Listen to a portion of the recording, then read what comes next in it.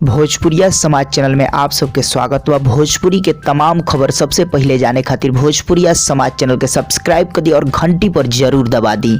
जय भोजपुरिया समाज। जी हाँ भैया, अभी के रिपोर्ट में आप सबके बीच भोजपुरी के सुपरस्टार समर सिंह के एक नया बेहतरीन फिल्म के बारे में खास रिपोर्ट लेकर आए भाई। जी भैया, आप सबके बता दी बहुत ही बेहतरीन फिल्म बटे। एक तरह से कहल तो बहुत ही जबरदस्त एक्शन पैक मूवी बा, जना फिल्म के नाम बा फाइटर किंग। जी अब जाना कि एक लुक भी देख सकते हैं। जी अब ये मुहूर्त के दौरान ये लुक जारी भी और मुहूर्त भी बीते 2-3 दिन पहले ही एक फिल्म के मुहूर्त भइल, वो भी आप सबको बता दी बहुत ही जबरदस्त फिल्म ही बाटे। एक तरह से कहल तो बहुत ही जबरदस्त, कहे कि भैया समर सिंह के अभी तक जितना भी फिल्म आयल वो में सबसे बेहतरीन एक्शन वाला मूवी हुई।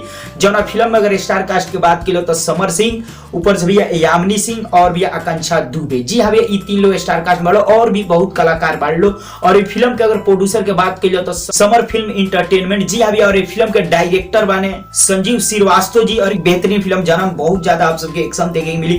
फिल्म के नाम से ही लग गई कि काफी ज्यादा में एक्शन हुई और लुक से भी लग गई। और आप सबको बता दी बहुत जल्द फिल्म के शूटिंग स्टार्ट होके बा, अभी दूसरी फिल्म में व्यस्त बाढ़ लो। जी अभी ये फिल्म के शूटिंग पे ही काम चल रहा बा, मतलब लोकेशन वगैरह देखल जा रहा बटे। बहुत जल्द फिल्म के शूटिंग भी स्टार्ट हुई और आप सबके बीच सिनेमा घर में भी रिलीज हुई। तो आप सब बताइए भैया समर सिंह के नया भोजपुरी फिल्म, नया धमाकेदार फिल्म के आप सबके कितना इंतजार बटे और लुक जो देखनी है भैया वो आप सबके लुक कितना पसंद आई जरूर कमेंट करके बताइए। चलते चलते वीडियो को लाइक करी, ज्यादा से ज्यादा वीडियो को दबा के शेयर करी। फिर से हम बहुत जल्द एक नया और बेहतरीन खबर के साथ।